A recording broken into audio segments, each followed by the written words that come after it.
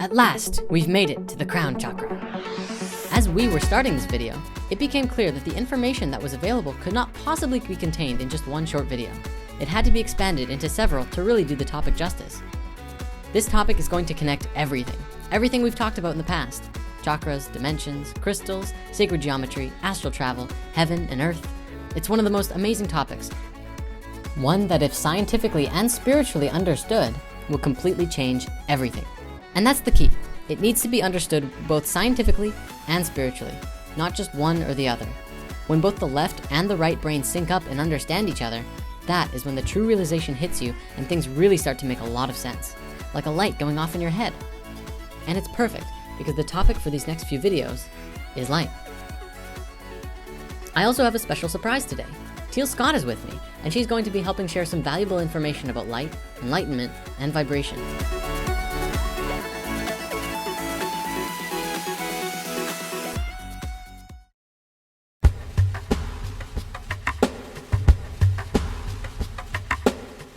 If we look at our ancient history, we can see references to light in almost every ancient culture in a multitude of ways.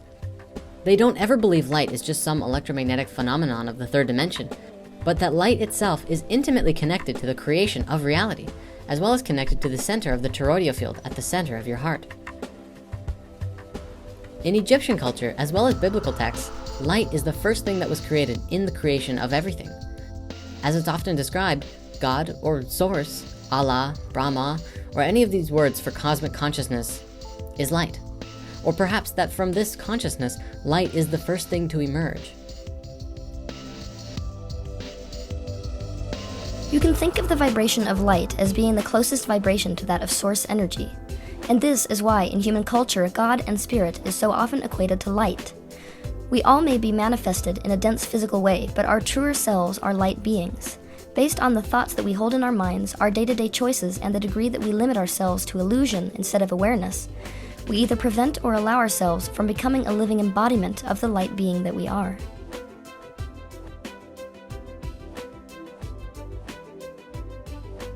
Over the next few videos, we're going to talk all about light, visible light, electromagnetic radiation, and spiritual light.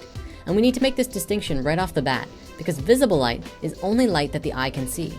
Electromagnetic radiation is all of the particles and waves that make up all of our reality, which are, in essence, very dense particles of light energy that manifest in a multitude of ways.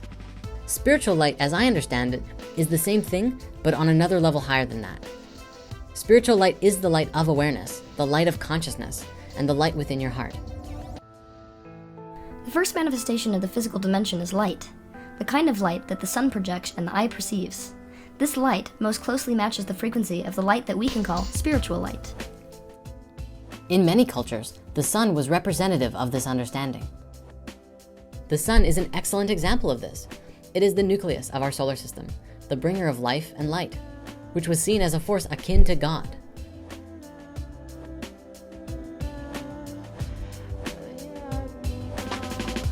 This is often confused by modern scholars to be some form of sun worship. There's a key difference between what we think is happening and what was actually happening.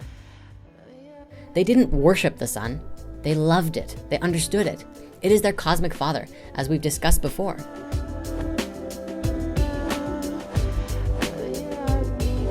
The sun is the closest representation we have in this dimension to understanding source energy.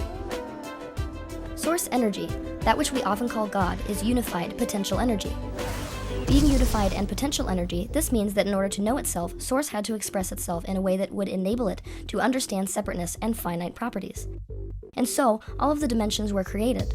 As the dimensions were created, the vibrations and experiences of each one became more and more separate in nature until it arrived at this physical dimension, which is where we currently find ourselves. All around the world, there's an idea that is widely understood known as enlightenment. To be enlightened is to become aware of your spiritual nature, to become more aware to a greater understanding of truth. As it's often described, enlightenment is like shining a light on old belief systems that no longer work. Here's an example. On our planet, we had a movement that took place a few hundred years ago called the Industrial Revolution. What happened was that we ultimately became conditioned to a lifestyle where we worked with machines 9 to 5 and basically became slaves to our own system. People stopped doing what they wanted to do and started working primarily for money. And maybe we weren't doing exactly what we wanted to before that, and the Industrial Revolution was the creation of something new. It wasn't bad, and what it did was propel us forward technologically. What then happened was our school systems adopted the same system, ultimately to condition our children from a very young age to get into the 9-to-5 system as well. At the time, we thought it was the right thing to do. What we are realizing now is that this system is conditioning us to become cogs in the wheels of our civilization rather than independent creators who are born and taught to go into the world and create something magical. And you can see a difference when kids defy the school system and do what they want. People like Steve Jobs chose to drop out of college and completely transform the way that we use computers forever. And Albert Einstein couldn't sit still in class and ended up revolutionizing the field of physics.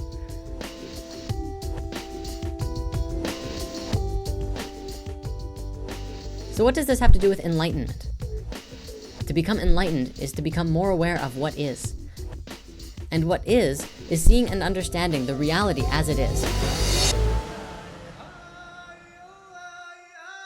In this particular example, seeing that the current education system and even work system needs to be transmuted into something new, or as we like to say, reformed. So we become enlightened to the truth that our old systems don't work, and we'd like to make something new.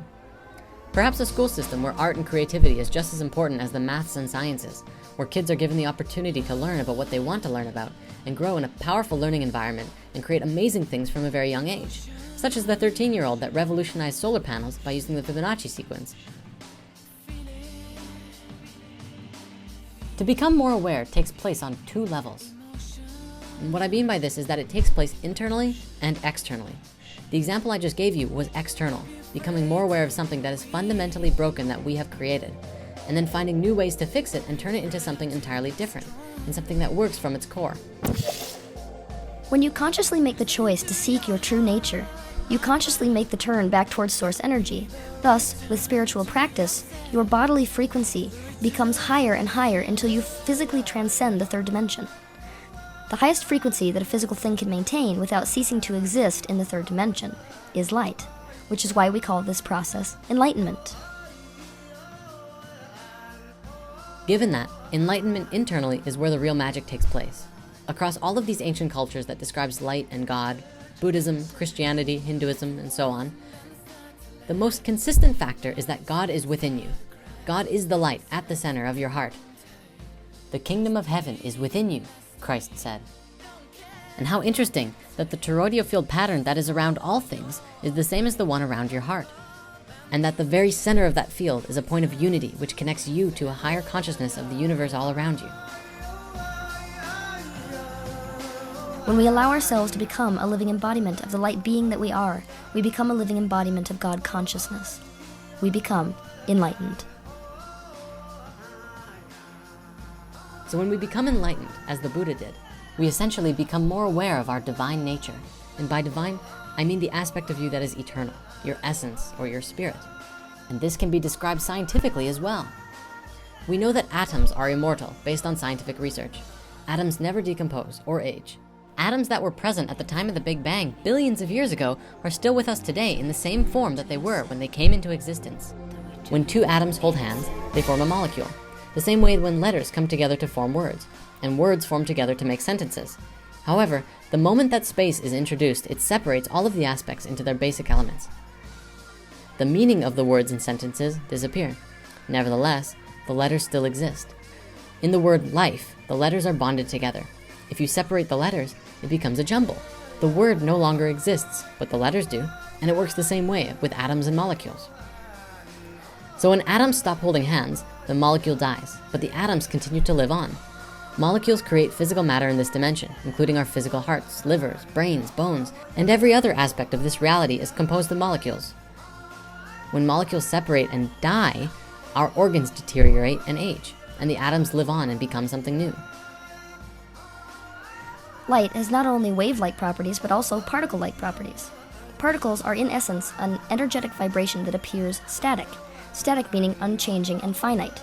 The properties and behavior of particles is the reason that this physical reality looks static and feels finite and real to you.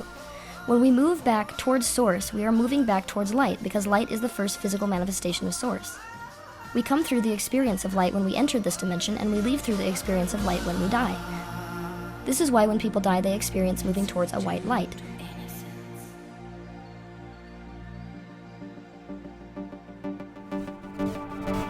Keep in mind that nothing really dies, but simply energy is transmuted.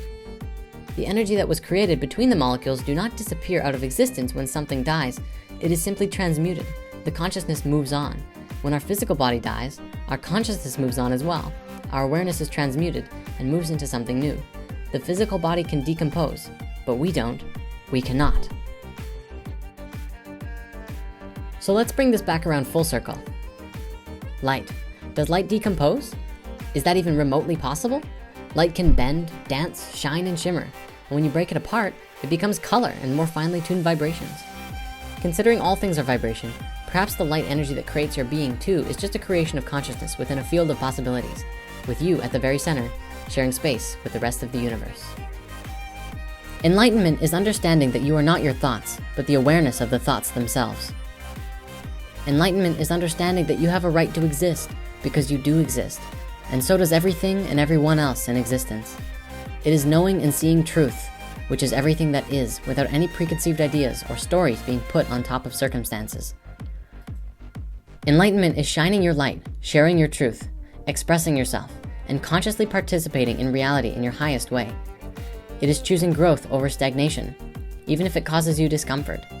It is asking questions and questioning the answers, and always asking more questions. It's making decisions and then letting go and trusting that decision. It's acknowledging when you've made a mistake and hurt someone or broke something, and then cleaning up your mess. It's taking responsibility for yourself in all of your actions. It's also the understanding that you are not alone and that anything is possible. That the kingdom of earth is external to yourself and the kingdom of heaven is internal, the space where everything is connected.